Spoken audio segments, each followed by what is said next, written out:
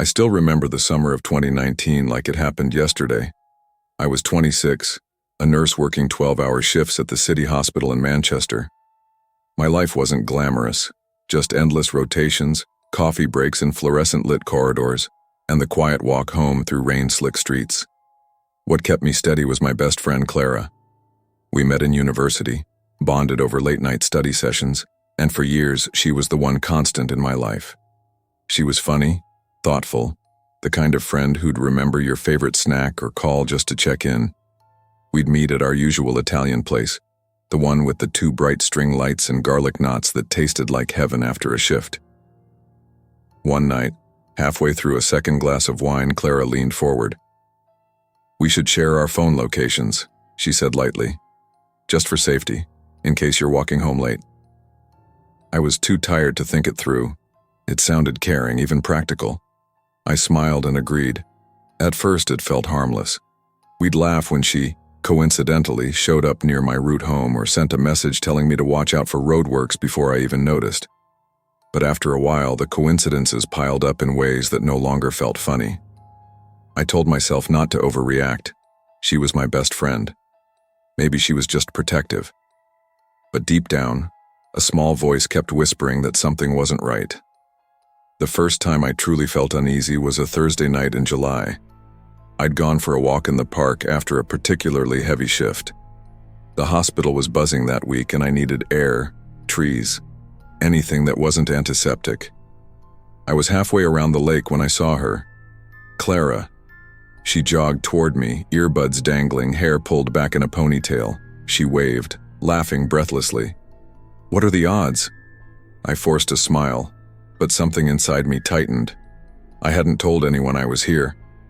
I tried to shake it off, told myself maybe she lived closer now. Maybe she jogged often.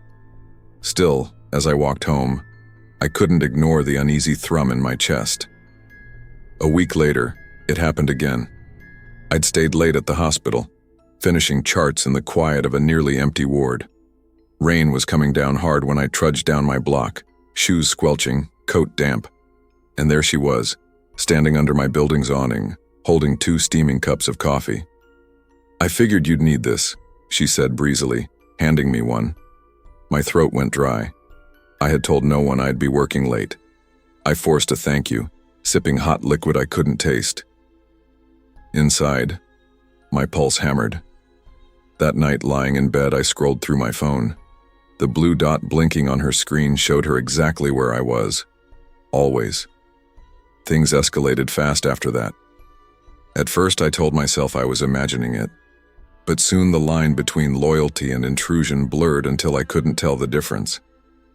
One Saturday, after dinner with my parents, I came outside to find her waiting at the curb, clutching a bottle of wine. "Thought I'd join," she said, sliding past me into the house. My mom frowned. My dad's eyes narrowed, but no one said anything. I laughed weakly, playing along, but my insides twisted. It wasn't friendship anymore. It was surveillance. I thought about confronting her, but I couldn't find the words. She'd just laugh, brush it off. She'd call it love, loyalty, caring. And maybe part of me still wanted to believe that. Then came the breaking point. It was a Wednesday night, another long shift. I was dragging myself home when my phone buzzed. A message lit the screen. "Don't ignore me. I know you're close." My head snapped up. Across the street, Clara's car idled, headlights off. She was watching. Fear spiked hot in my chest. I ran upstairs, slammed the door, and turned off location sharing. My hands shook as I blocked her on every app. For the first time in years, I prayed she'd just vanish from my life. For a few days, I breathed easier. Then the envelope appeared. A coworker slipped it to me with a puzzled frown. "This was left at the nurse's station for you." Inside was a note, jagged handwriting scrawled across the page. "You can't cut me off. I know you best." I felt sick. I shoved it in my locker, tried to focus on my rounds, but every shadow in the hallway felt sharper, every footstep closer. 2 nights later, I went grocery shopping after my shift. The aisles were nearly empty, the fluorescent lights buzzing overhead. I turned down the frozen section, and froze. Clara was at the far end, her eyes locked on me. I abandoned my basket, heart pounding, and fled. My breath tore through me as I ran all the way home, fumbling keys, slamming the lock. That was when I realized it wasn't just paranoia, it was danger. Reporting her to the police was humiliating. I sat at a gray desk under flickering lights, explaining to a bored-looking officer that my best friend wouldn't stop following me. He typed without meeting my eyes, then leaned back. "We'll log this as harassment. Keep records. Stay vigilant." Stay vigilant. As if I hadn't been doing that for weeks. The following morning, I found another note, pinned under my car wiper. "We need to talk. I know where you park." I carried it into the hospital, shoved it into my bag, and felt my chest tighten with every step I took. No one seemed to understand that this wasn't some spat between friends. It was a trap I couldn't climb out of. Then, almost as suddenly as it started, it ended. Word drifted through mutual friends. Clara had left town, gone north to stay with relatives. She was gone. But gone didn't mean forgotten. Even now, years later, I can't walk home without glancing over my shoulder, can't relax without scanning a crowd. Every time I see a car idling in the dark, every time I hear footsteps behind me, I feel that same cold spike of fear. The people closest to us can sometimes cross the line between care and control. True friendship respects boundaries, and when those boundaries vanish, so does safety. If someone makes you feel watched, owned, or silenced, it isn't loyalty, it's a warning. Listen to your gut, draw the line early, and never be afraid to protect your own peace. I never thought much about being alone until I realized how quickly isolation could twist from comfort into danger. In 2016, I was 29 years old, living in a modest second-floor rental in Portland. I worked freelance tech gigs from my desk, rarely leaving except to grab coffee or stretch my legs at the park. Food, groceries, even basic supplies. I had them all delivered. It became a routine, the kind you don't notice slipping into until it defines you. My family lived across the country and friends were scattered, busy with their own lives. I didn't mind it, or at least I thought I didn't, until one courier started showing up more than the others. He was tall and thin, with a gaunt face that seemed to sink under the weight of his eyes. At first, I chalked up his awkward stares to shyness. Maybe he was just lonely like me. But then he started saying things that made the hair on my arms stand up. He mentioned how much sunlight my plants must get, though they weren't visible from the door. He remarked about hearing a dog bark inside, though I didn't own one. Once, when I cracked the door only a foot, he commented on the band posters in my living room. The way he said it was casual, but the details were too precise. He was looking too hard. I told myself not to overthink it. People are weird, I thought, and maybe he was just being observant. But the longer it went on, the harder it became to convince myself. A man who notices that much and keeps showing up isn't just observant, he's watching. And the question that began to haunt me wasn't why, but when he'd take it further. One late autumn evening, I walked home from a corner cafe, coffee steaming in my hands. The streets were damp with drizzle, lamps throwing soft yellow halos onto the pavement. As I rounded the block, I saw a dark sedan idling near my building. The engine hummed low, exhaust curling white in the cold air. At first I thought nothing of it, but then I saw him, the courier, sitting behind the wheel, hands still, head angled toward my front entrance. My chest tightened. I slowed down, pulling my hood tighter, but his face didn't move. His eyes didn't leave the building. My heartbeat thudded in my ears as I quickened my pace, forcing myself not to run. By the time I slipped inside and climbed the stairs, the car had rolled away, taillights fading into the wet night. That was the moment I stopped making excuses. This wasn't awkwardness. It was intent. Over the next week, things escalated. Twice, coming back from the park, I caught him across the street. He pretended to scroll through his phone, but his gaze tracked me. Once, close to midnight, footsteps followed me for a full block. When I turned sharply, the street was empty, but I knew what I'd heard. The worst was the package. One evening I found a plain brown bag at my door, no receipt, no order. Inside was a container with my full name scrawled across tape. My stomach churned. I didn't open it. I carried it straight to the dumpster and dropped it in. That night I barely slept, every sound in the hallway making me flinch. He had been inside my head long before he ever set foot near my apartment. Saturday night was when it broke. I'd been at a friend's place, forcing myself to socialize, to feel normal again. It was late when I walked back, the streets quieter than usual, most storefronts dark. Half-dead streetlights buzzed overhead, casting more shadow than light. My boots echoed as I neared my block. That's when I heard it, a faint shuffling behind me. I spun, heart racing. Nothing. Empty sidewalks stretching both ways. I pushed forward, faster this time, my keys threaded between my fingers. Then came the sound. 3 slow knocks. Not behind me. Ahead. I froze across the street, staring at my building. My stomach dropped. The light in the hallway glowed weakly, illuminating him. The courier. Thin frame, shoulders slouched, rapping softly at my door. I pressed back against a cold lamppost, watching. He leaned closer, pressing his ear to the wood, whispering words I couldn't make out. My skin crawled. Rangerless, weaponless. I was pinned by fear. The motion sensor light flicked, catching his face. He stiffened, scanning the street with sharp, predatory precision. My chest locked, convinced he'd spot me. Then, just as quickly, he turned, walking briskly toward the idling sedan at the curb. He climbed in, shut the door, and vanished into the night.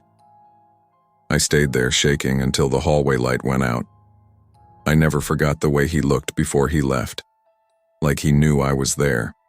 Like he wanted me to see. The next morning I went to the police. I sat across from a tired-looking officer, explaining everything. The car, the watching, the package, the knocks. He listened, typing into his computer, then leaned back with a sigh. Without a direct threat, there's not much we can do. If he touches you, breaks in, or says something explicit, we can act. Until then, it's logged. Logged? I repeated, my voice cracking. He was at my door. He knew my name. The officer's eyes softened. I understand, but legally it's gray. I suggest you stop deliveries, maybe stay with a friend for a while. I left with nothing but a thin slip of paper, a case number. Outside, the rain was coming down harder, soaking through my jacket as I walked home. That night I rerouted everything. Groceries, meals, packages. I had them sent to a pickup locker across town. It was inconvenient, but better than letting him have an excuse to stand at my door.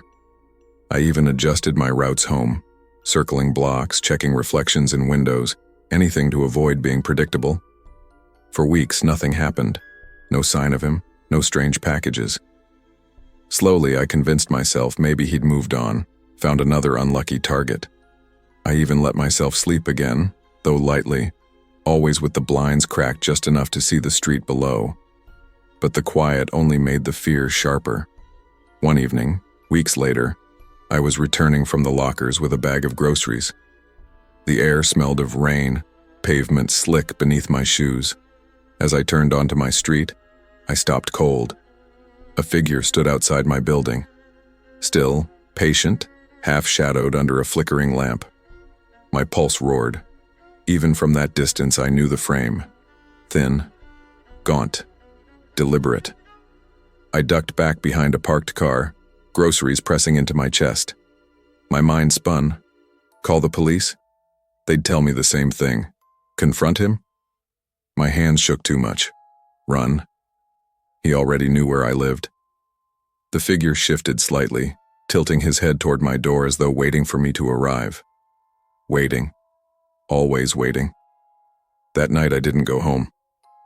I called a friend, made up an excuse, slept on his couch instead.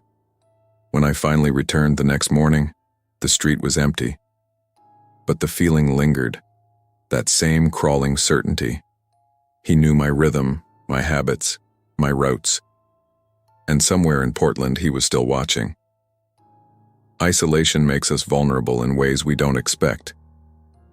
When we cut ourselves off, we think we're safer, but sometimes it only makes us easier to target. People like Elliot learned too late that being invisible doesn't mean unseen. It only means there's no one around to notice when something goes wrong. Staying connected, however imperfect, can be the difference between feeling haunted and truly being hunted. I was 48 years old the winter this started, and I'd been living on the same patch of Wyoming dirt most of my life. Folks around Laramie knew me as the welder who never left town, the guy who stayed behind when everyone else chased better pay or bigger cities. I married young, raised 2 kids, worked until my hands shook from years of sparks and steel. Then cancer came, and when it was done, I was left with nothing but silence in a house that used to be full. My son went to Texas, my daughter to Colorado. Both called once in a while, but never enough. That left me and my shepherd dog, Ranger, keeping each other company. Nights were the hardest. Days I could keep busy, fixing old tools, clearing snow, or pretending the barn still needed me. But when the sun dropped, the quiet pressed in. I started a habit after my wife passed, walking the fence line before bed. Flashlight in one hand, rifle slung on my shoulder, Ranger trotting close. It wasn't for protection so much as it was for peace of mind. Out there I could breathe. At first nothing unusual happened, just the crunch of snow, the distant howl of coyotes, and the kind of cold that made your bones ache. But as the months rolled on, I noticed things that didn't sit right. One night I came back to find the kitchen light on, even though I'd switched it off. Another night, Ranger stopped dead, ears pricked toward the upstairs window. When I followed his stare, I saw the curtain shift like someone had moved behind it. I hadn't been upstairs since the day I packed away my wife's clothes. Couldn't bring myself to. So when I saw that shadow, something inside me went cold. "Easy, boy," I whispered, my voice shaking more than I wanted. Ranger growled low, deep in his throat, as if he knew the truth before I did. That house wasn't empty anymore. The first time I tried to tell someone, I called the sheriff's office. A young deputy answered, voice half asleep. I explained about the lights turning on, about the figure in the window, about how Ranger wouldn't go near the stairs anymore. He sighed and said, "Mr. Hale, you're out there all alone. Grief plays tricks on a man. Happens more than you think." I hung up without arguing. Maybe he was right. Maybe loneliness was twisting my head. But I couldn't shake the feeling of being watched. 2 nights later, I proved it wasn't in my head. I just finished my walk and noticed the porch door cracked open. It was locked when I left. My stomach clenched. Rifle in hand, I pushed inside, whispering for Ranger to stay close. The air smelled faintly of perfume, the kind my wife used to wear, though the bottle had been empty for years. My heart slammed against my ribs. Then I heard it, soft footsteps upstairs. I climbed slowly, the wood creaking under my boots. When I reached the landing, the bedroom door stood open. Clothes were strewn across the floor, clothes I had folded and packed away years earlier. And standing in the middle of it was a woman. Short dark hair, eyes wide as mine. She didn't speak, just stared like she'd been caught. "What the hell are you doing in my house?" I barked, raising the rifle halfway. She bolted, fast, too fast for someone caught off guard. Down the stairs, through the porch, gone into the dark before I could even aim. Ranger tore after her, barking like mad, but when I reached the yard, there wasn't a footprint in the snow. Nothing. I stood there trembling, wondering if I'd lost my damn mind. But no, there was no denying what I saw. Someone had been in my wife's room, pulling her clothes apart like it meant something to them. That night I sat at the kitchen table with the rifle across my knees, staring at the upstairs window until dawn. After that night, I changed. My evening walks weren't peaceful anymore. They were patrols. I circled the property with the rifle loaded, flashlight sweeping across every shadow. Ranger's growls grew sharper, his ears constantly twitching toward the tree line. More than once I caught myself raising the rifle at nothing, finger tight on the trigger, heart pounding so hard I swore it might stop. Neighbors rarely came out this far. But one afternoon, Jim Carter from down the road stopped by in his pickup. He leaned out the window looking at me like I'd lost it. "Mart, folks say you've been calling the sheriff near every week. What's going on?" I hesitated, then told him. About the woman, about the lights, about the shadow at the property edge. He shook his head. "Grief will tear a hole in a man's mind," he said softly. "You need to get out of this place at least for a while." "I know what I saw," I snapped, harsher than I meant. Jim sighed, muttered something about checking in later, and drove off. That night I nearly proved myself right. Halfway through the walk, Ranger froze near the fence line. I followed his gaze and saw it, a figure, maybe 50 yards out, standing still between the trees. Too dark to see a face, but tall enough to be a man. "Hey!" I shouted, raising the rifle. "This is private property!" The figure didn't move. My chest tightened. I fired a warning shot into the air. The echo rolled across the hills, scattering the coyotes. When I looked back, the figure was gone. Ranger barked wildly, spinning circles like he'd lost the trail. But the snow was untouched. Not a single track. I went inside shaking, sat at the table again, staring at that damned window. My hands trembled as I poured whiskey into a chipped mug. Either someone was stalking me, or something was wrong with my head, and neither answer felt survivable. Sleep became impossible. Every creak of the house, every groan of the wind felt like footsteps on the stairs. I kept the rifle beside the bed, the flashlight under my pillow. Ranger barely left my side, and when he did, he'd bark at shadows in the hall. One morning I found muddy prints on the back porch. Human, barefoot. The snow should have held them clear, but by the time I went back for the deputy, the wind had erased half. He shook his head when he saw them, muttered something about maybe kids messing around.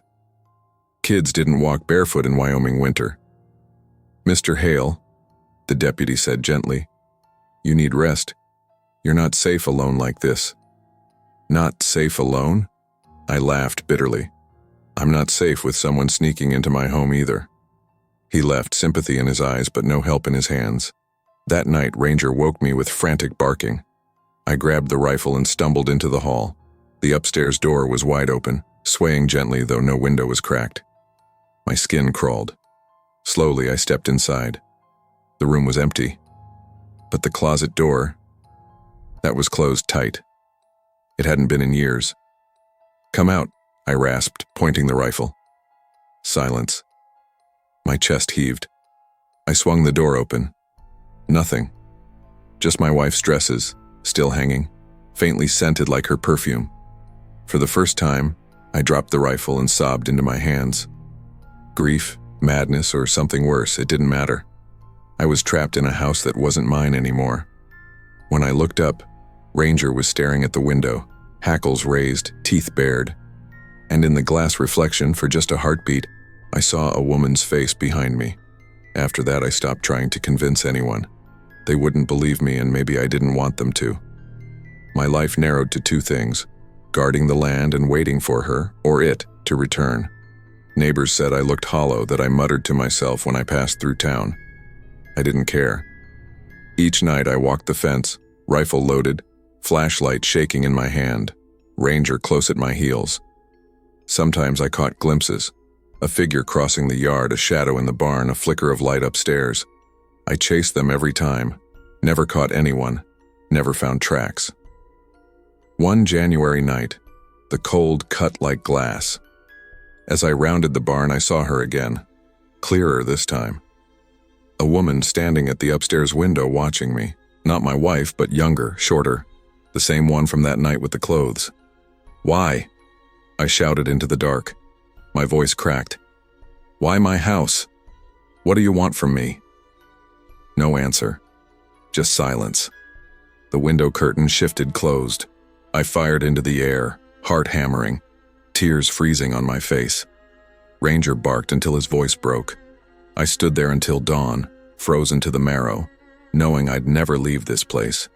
Not until I had an answer. Years later, folks still say they see me walking the land every night. Rifle slung, eyes fixed on that upstairs window. Maybe they're right. Maybe I'll keep walking until the land itself swallows me. But I know one thing. Whatever I saw, whatever followed me through those nights, it wasn't just grief. It was real, and it's still out there. Isolation can be as dangerous as any intruder. When we cut ourselves off from people, grief and fear grow teeth, turning shadows into enemies and silence into torment. Sometimes the hardest fight isn't against what waits in the dark, but against the walls we build around ourselves. I was born in Sheffield, England in the late 80s, the youngest of 3 brothers. My parents worked hard, my dad at a steel plant and my mom part-time at a grocery store. Ours was a modest neighborhood, semi-detached houses, cracked pavements, a corner shop that sold penny sweets, and long rows of alleys that seemed to swallow you whole after dark. For kids like me, those alleys were shortcuts, adventures, and sometimes traps. By the time I was 11, my world revolved around school, football in the park, and the tight little circle of friends I'd known since reception. We weren't the popular kids, not the worst either. Just a pack of ordinary boys bound together by shared homework and afternoons on the PlayStation. Halloween had always been a highlight.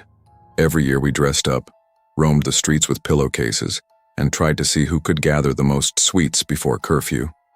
But in 1999, something changed. We decided it would be our last year trick-or-treating. Maybe we felt we were getting too old, or maybe we just wanted to go out with a bang. That year, instead of the usual pumpkins and masks, we dressed as characters from a sci-fi film that had taken over the cinemas earlier that spring. Long coats, toy guns, cheap sunglasses. I wore the boldest outfit, a thrift store trench coat that dragged along the pavement, my hair slicked back with too much gel, and heavy boots borrowed from my brother. I thought I looked tough. In truth, I looked like a boy playing dress-up, but I carried myself with all the swagger I could muster. We left early that night, going house to house, filling our pillowcases until they sagged. By 8:30, we'd already cleaned up most of our neighborhood. The others were ready to head home, but I wasn't. The thought of one more round, a bigger haul, made my pulse race. I grinned at my friends and said, "Come on, one last loop across the high street. More houses, more chocolate." They hesitated, reminding me the only shortcut was through the alley behind the old train tracks. Everyone knew it was trouble after dark, but I pushed, confident, reckless, and they followed. That decision set everything in motion. The alley was narrow, hemmed in by tall fences on one side and graffiti-stained brick walls on the other. Our footsteps echoed, mingling with our laughter. Though the deeper we went, the quieter we got. The night air smelled of damp leaves and distant smoke. Halfway through, we saw them. 6 older teenagers spilling from the shadows like wolves. At the front were 2 brothers everyone knew by name, tall and lean with reputations for fights and stolen bikes. The older one smirked as soon as he saw us. "Look at these little men in their sunglasses," he jeered. His voice bounced off the bricks. We kept our heads down, hoping to slip by, but they spread across the path, blocking the way out. One grabbed at a friend's pillowcase. Another shoved Jamie, the smallest in our group, hard against the wall. My stomach dropped. I muttered, "Run," and in a flash, we all scattered. 2 of my friends bolted left. Jamie sprinted back toward the high street, and I veered right, my boots pounding, sweets rattling. I could hear the older boys giving chase, laughter rising like a cruel soundtrack. My lungs burned as I searched for a way out. That's when I spotted a gap in a chain-link fence leading into an overgrown lot. I didn't think. I slipped through, tearing my coat, and crouched low behind a thick bush. I clutched my pillowcase like it was armor, chest heaving. I told myself if I stayed quiet, they'd pass me by. And for a moment it worked. I heard their footsteps thunder past, chasing the others. Relief washed over me, sharp and fleeting. Then the fence rattled. I froze. Someone else was slipping into the lot. He moved slowly, deliberately, scanning the brush. It was Mackie, one of the local terrors. He was older than us, already broad-shouldered, with a reputation that made kids cross the street. And now he was here, eyes searching, grin spreading like he'd already won. I held my breath, heart slamming so loud I was sure he could hear it. Somehow, he knew where to look. I broke before he found me.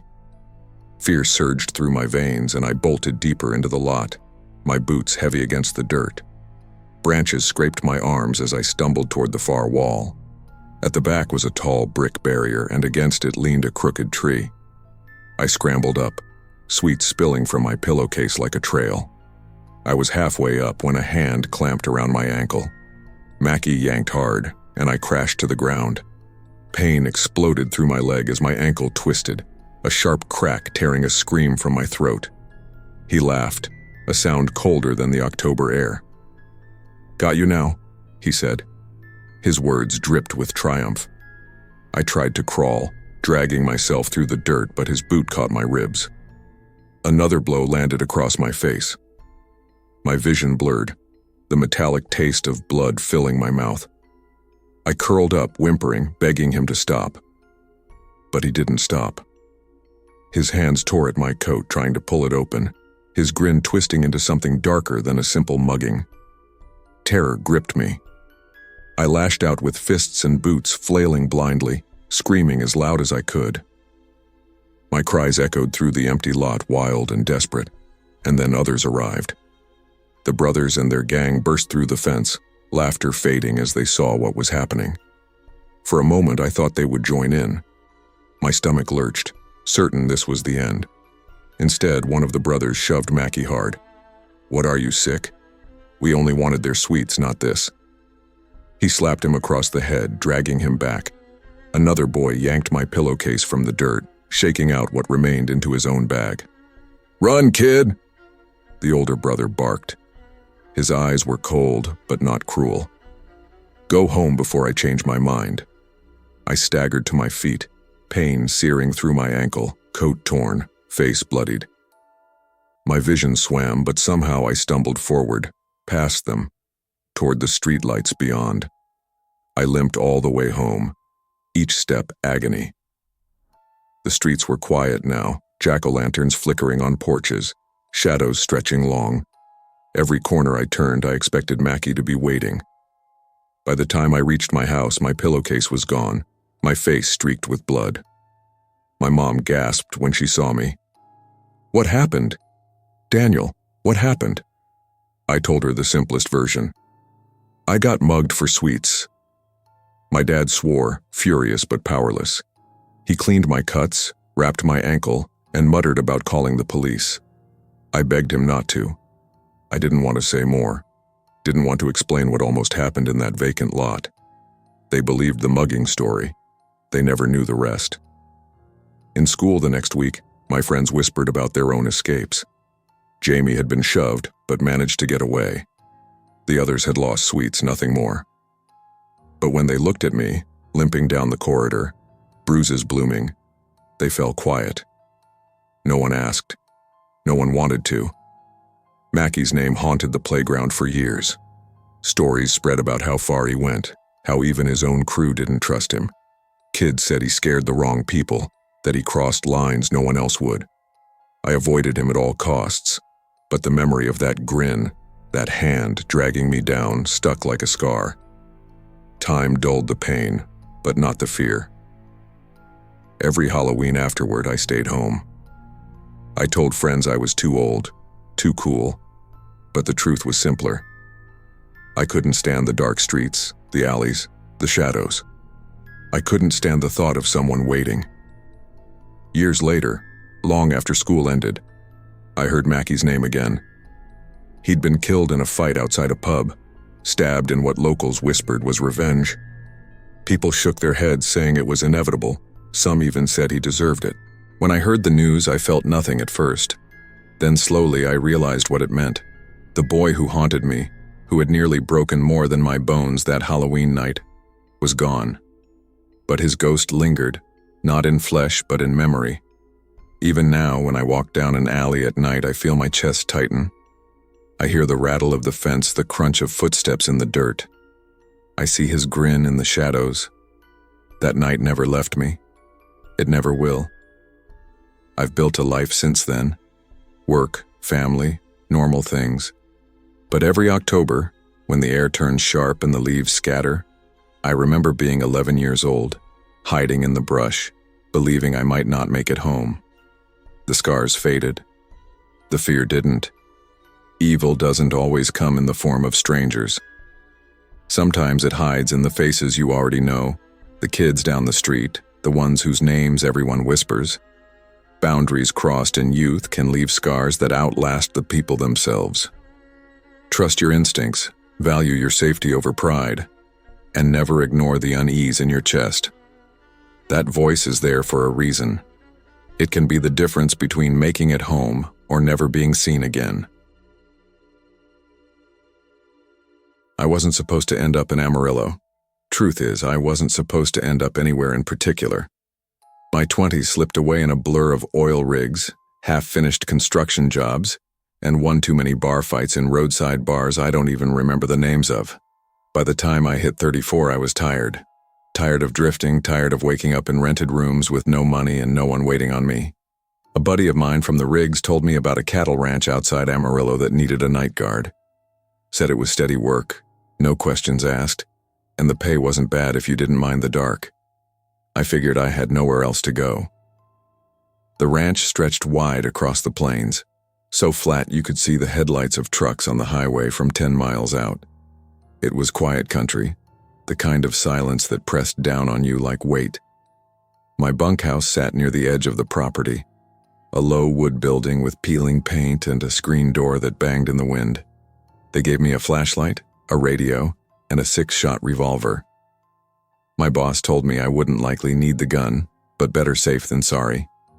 My only real companion was Buck, a wiry cattle dog with one ear that never quite stood up.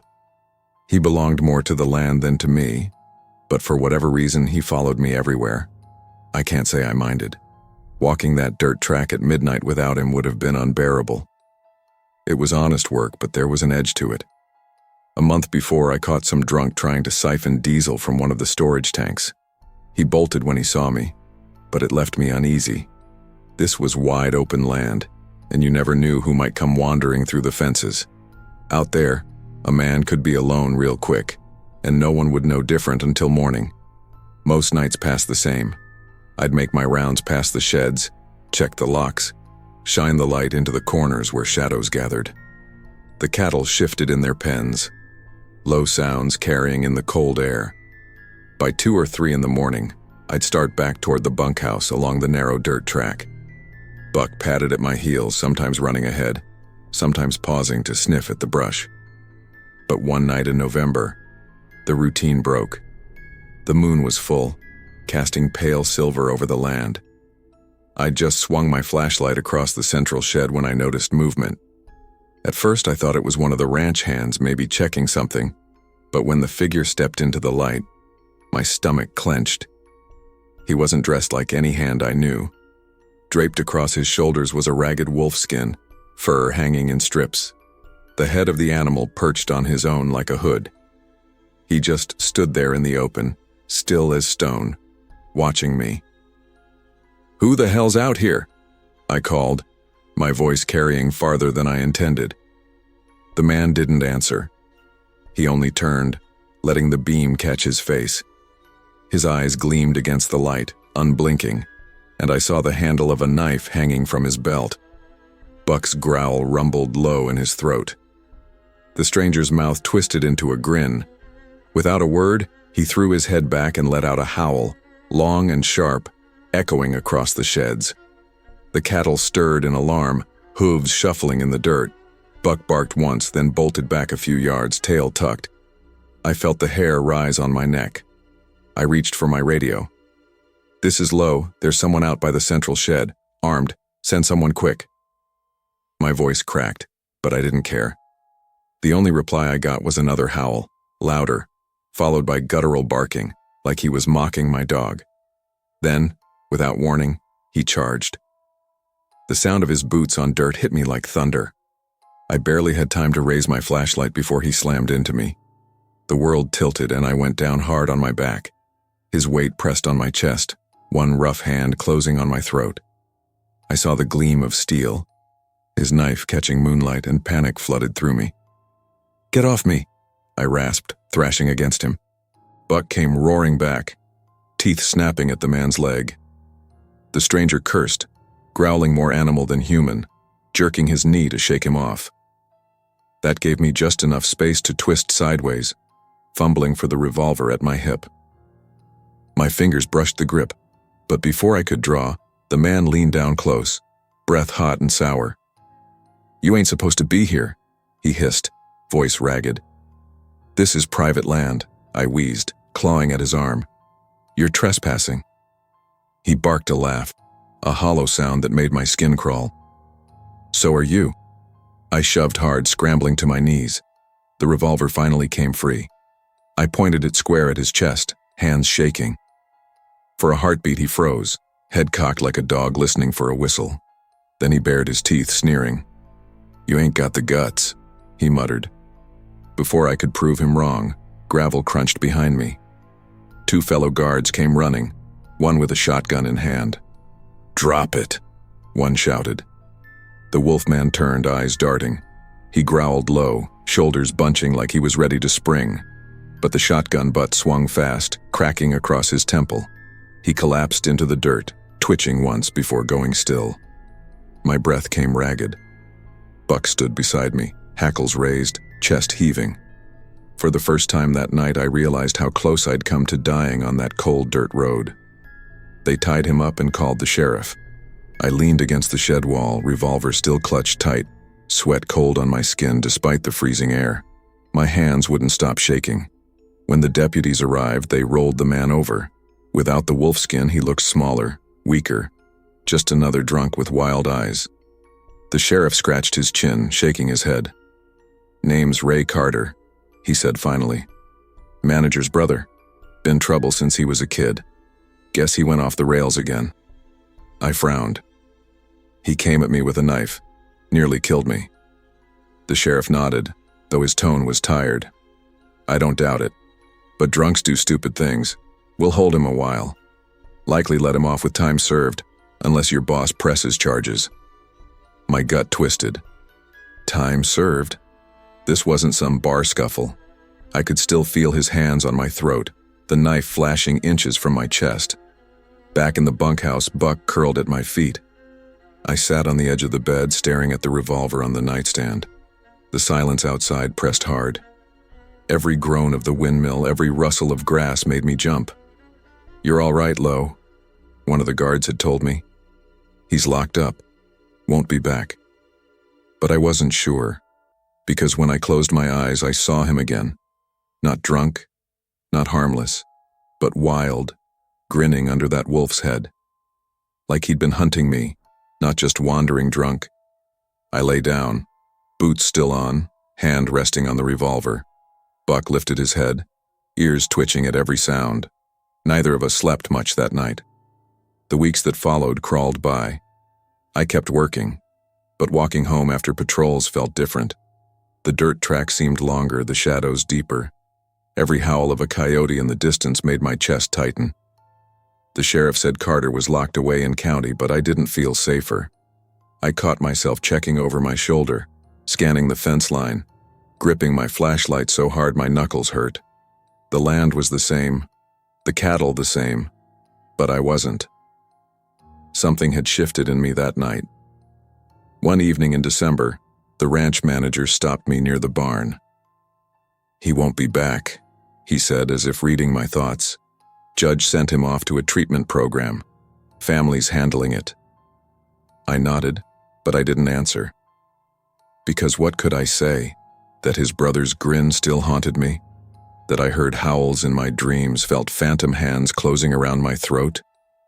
By spring, I left the ranch, packed my bag, whistled for Buck, and caught a bus east.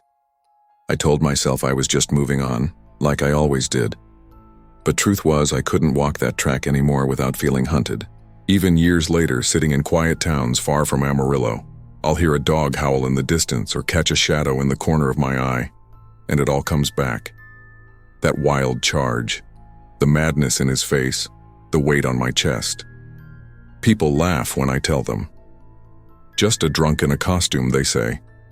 But I know better, because sometimes it isn't the coyote or the wind you should fear. Sometimes it's the man who chooses to wear the wolf. The worst kind of danger isn't the one that hides in the woods or howls in the dark.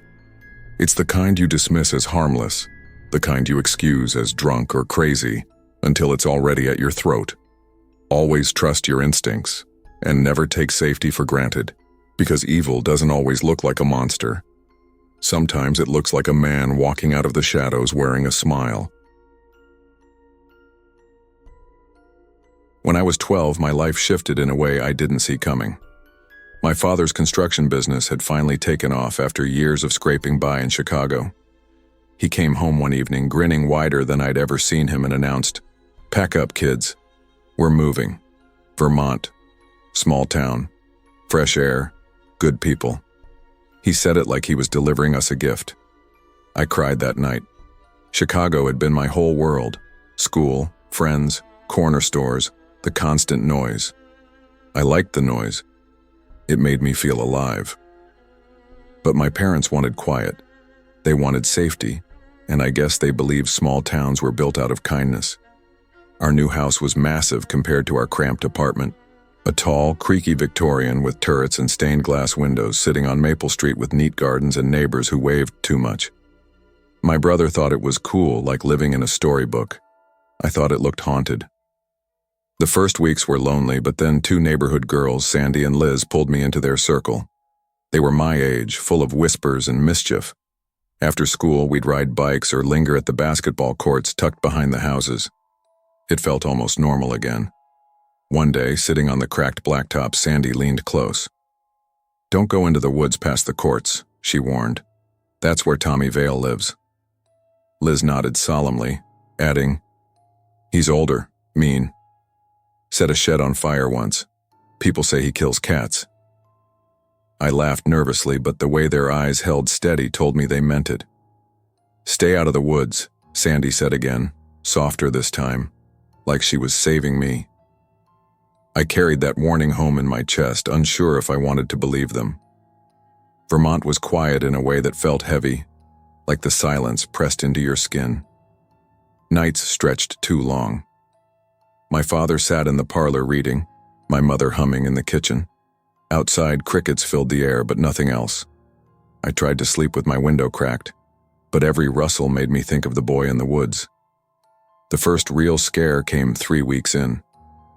I was walking home from a friend's house when I found my father standing on the lawn, his face pale. The parlor window was shattered, a brick lying on the carpet. Around it was a note tied in string. "Get out of our town." My mother gasped when she read it. My father cursed under his breath, then handed it to the deputy who came the next morning. He shrugged, scratching his chin. "Tommy Vale," he muttered. "Kid's been a menace since birth. Probably him." That name made my skin prickle. "I thought you said to stay away from him," I whispered to Sandy at school. She smirked. "Told you.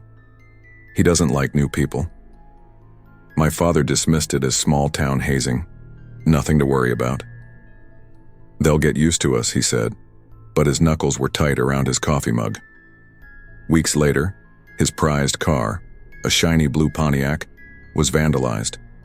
The exhaust was stuffed with dead birds, their blood streaked across the hood. My father stood there shaking, jaw clenched so hard I thought his teeth might crack. "Tommy again," a neighbor clucked, like it was obvious.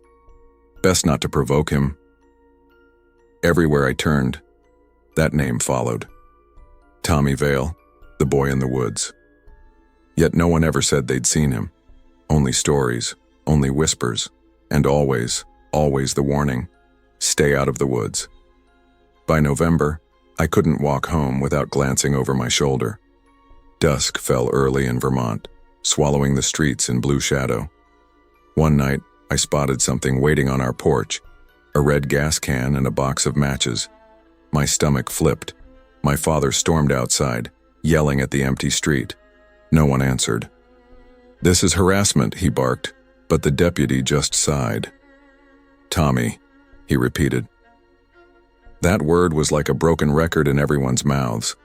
I began to dread the basketball courts, but that was where the kids gathered, and I didn't want to be alone. One chilly evening, the sun slipping behind the trees, I lingered longer than I should. My friends clustered close, their whispers sharp. "Tommy's coming," Liz hissed. "Run home, Marianne." My heart pounded. I looked toward the woods, half expecting a shadow to emerge. When I hesitated, their faces shifted. Their smiles grew strange, sharp at the edges. "Don't you believe us?" Sandy asked.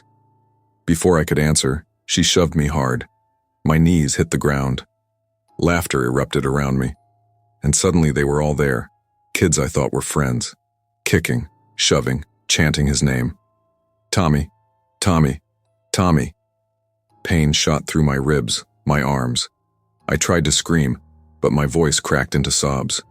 They jeered, their voices blending with the wind. Not one of them looked sorry.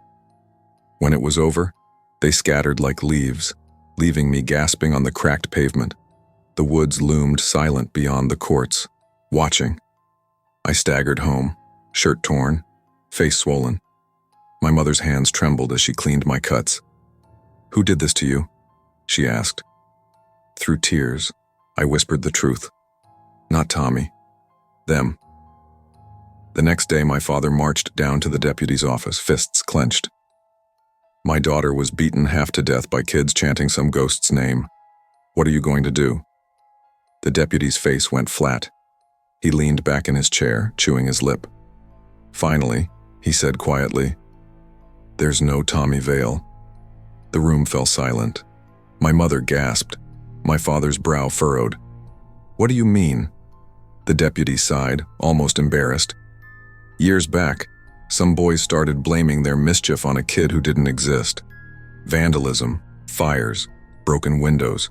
Folks called it Tommy Vale. Over time, it stuck, became a way for kids to haze newcomers. If trouble happened, well, people just said, 'Tommy did it.'" I felt cold all over. "So it was never real?" He shook his head. "Not real, just a name. But the kids, they keep the story alive. Makes it easier to scare folks. Keep them in line." That night, my father paced the parlor, voice low but furious. "We're leaving. This place isn't what it pretends to be. They hide cruelty behind a story. They let their kids terrorize ours and blame it on a ghost." I lay in bed listening to the wind rattle the window, thinking of the faces twisted in laughter, the chant of a boy who didn't exist. Somehow that made it worse. A real boy you could avoid, but a lie? You could never escape that. Within a week, we were packed. My father didn't look back once as we drove out of town, the Victorian shrinking behind us. My mother sat silent, staring at her hands. My brother asked if we'd ever come back, and my father's voice was sharp. "Never." Back in Chicago, the noise felt like a blanket. I could breathe again, but the memory stayed, of broken glass on our parlor rug, of birds stuffed in an exhaust pipe, of children's fists slamming into my ribs while they chanted a name that was nothing more than smoke. As I grew older, I learned that cruelty doesn't always come with a face you can fight. Sometimes it comes wrapped in tradition, in stories told with a smile, in neighbors who say, "Best not to provoke him," when they know the truth all along. Even now, decades later, when I walk through quiet towns at dusk, my pace quickens. I hear echoes in the silence, the laughter, the chant, the phantom steps of a boy who was never real. And still, I can't help but glance toward the woods, half expecting to see someone there waiting. Cruelty often wears masks, sometimes in the form of stories we pass along as harmless tradition. But when lies are used to excuse violence, the whole town becomes complicit. The scariest monsters aren't the ones who lurk in shadows. They're the people who smile at you in daylight, knowing full well what they'll allow in the dark. I wasn't built for city living. I grew up in wide-open spaces where you knew your neighbors, where nights were quiet except for dogs barking at coyotes. By the time I hit my 40s, though, life had shrunk down to a rented house on the edge of Spokane. My wife had left years earlier, said she couldn't stand the cold winters, the endless quiet, or maybe just me. The kids were grown and busy with their own lives, dropping by on holidays out of obligation more than anything. So it was me and Diesel, my German shepherd, in that creaky old house with frost gathering on the windows and pipes that rattled when the heat kicked on. I worked long hours at the garage downtown. Most nights I drove, but when my pickup gave me trouble, I'd walk the 2 miles home. It wasn't bad, just crunching boots on icy sidewalks and the dull hum of traffic from the highway. Routine became my anchor. I'd come home, toss Diesel a treat, crack open a beer, and flip on the TV until I fell asleep in the chair. Nothing fancy, just habit. The quiet never bothered me much until the night it did, the night when something shifted, and the streets I thought I knew suddenly felt hostile. I remember that winter being particularly brutal. Snow piled high along the curbs, and the air was so sharp it cut through your coat. Work was steady, though, and I told myself I was lucky. I had a roof, a loyal dog, and a job that paid the bills. But life has a way of sneaking up on you when you least expect it, turning ordinary nights into memories you can't shake. It was a Thursday late shift. I finished up at the garage around 10:30 and started the long walk home. The streets were empty, lamps buzzing faintly, my breath clouding in the air. I pulled my collar high, listening to the rhythm of my boots on frozen ground. It was the kind of night you could almost believe you were the last person left in town. When I turned onto my street, I noticed it right away. A car idled across from my house. The exhaust puffed steady into the cold, headlights off. No one moved inside. My gut tightened. This wasn't a neighborhood where folks just sat around in their cars, not at that hour. I slowed my pace, trying not to stare, but my eyes kept flicking back. The driver sat still. No phone glow, no cigarette, just shadow. I felt exposed walking up the path. Diesel barked from inside the house, his deep voice booming through the door like a warning. I fumbled my keys, hurried in, and locked the door fast. The sound of that engine drifted faint through the walls. I sat in the chair, beer untouched, the glow of the TV doing little to calm me. 15 minutes passed. Then Diesel growled low, body tense, eyes fixed on the door. A sound followed, soft tapping, not a knock. More like fingers testing the wood, irregular, hesitant. My skin prickled. I muted the TV and listened. The taps shifted to the window. I pulled back the curtain just enough. A man stood there, half in shadow, close enough that I could see his breath fogging against the glass. My heart hammered so loud I swore he could hear it. "Who's there?" I shouted, my voice sharper than I intended. There was a pause. Then a voice floated back, low and hushed. "Pizza delivery, $14." My mouth went dry. I hadn't ordered anything. My hand gripped the railing on the stairs, knuckles white. "Wrong house," I snapped, but he didn't leave. His tone turned coaxing, almost casual. "Address checks out. Just open the door, it's cold out here." I squinted through the curtain. His hands were empty. No box, no bag. Just a man standing too close, like he belonged there. Diesel lunged at the window, barking with such fury the glass shook in its frame. "Where's the food then?" I barked back. My own voice surprised me. It was shaky but louder now. The man shifted, uneasy. "It's right here. Just open up." His voice cracked, irritation spilling through. There was urgency in it, like he was running out of time. My chest tightened. Whoever he wasn't delivering dinner. He was trying to get inside. Just then, luck stepped in. Across the street, my neighbor's porch light flicked on. The old man came out for a smoke, lighter sparking in the dark. The glow cut across the road, catching the figure by my window. The man stiffened. Without another word, he turned sharply, bolting for the idling car. The engine roared, tires screeching on ice. Within seconds, the taillights vanished down the block, swallowed by the night. I stood frozen, Diesel still barking like mad. The silence that followed was heavier than any I'd ever felt. I didn't sleep that night. Every creak of the house sounded like footsteps. Diesel paced the floor, growling at shadows, ears pricked. I kept the lights on, revolver laid out on the table, though I'd never fired it outside a range. The next morning I drove straight to the sheriff's office. My voice cracked as I explained. Car idling, man at the window, false delivery excuse. The deputy scribbled notes, but his face stayed flat. "Did you catch a plate number?" he asked. "No, too dark, too fast." He sighed, setting down his pen. "Could have been casing houses. Happens sometimes. You were lucky you didn't open up." I stared at him, waiting for more. Some plan, some action. But he just slid the paper aside. "We'll keep an eye out," he said, though his tone didn't convince me. I drove home with a knot in my gut. The car was gone, but the memory of that man's voice stayed. Calm, confident, like he already knew I'd be home.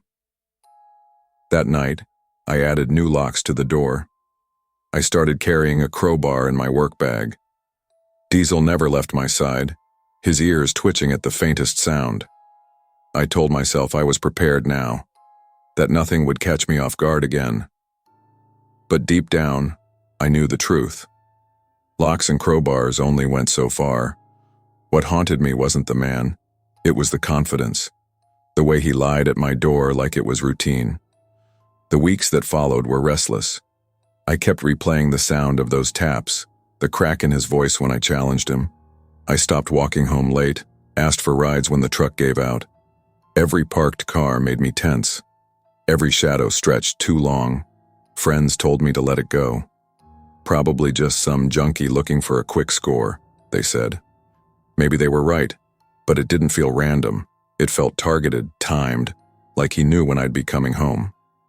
Diesel sensed it too. He slept by the door, body taut, ready. Some nights he'd growl at nothing, and I'd sit up in bed clutching the revolver, listening for an engine that never came. Eventually, life smoothed back into routine. Work, home, beer, TV. But the edge never dulled completely. Even years later, whenever I saw a car idling with its lights off, my heart raced. I'd cross the street, check my pockets for anything that could serve as a weapon. I became that guy who triple-checked the locks, who sat up when the neighbor's dog barked. Looking back, it wasn't the man himself that haunted me most. It was the confidence of his tone, the way he stood there in the cold pretending he belonged, like he'd done it before and would do it again. It taught me something I never forgot. Danger doesn't always come with shouting or force. Sometimes it comes with a calm voice, a steady lie, and the certainty that you'll open the door. The scariest threats aren't always the loud ones that crash through windows or break down doors. Sometimes they arrive quiet, polite, and practiced, waiting for you to trust them. Safety depends on instincts, not politeness. Trust your gut, guard your home, and remember, once you open the door, you may never get the chance to close it again.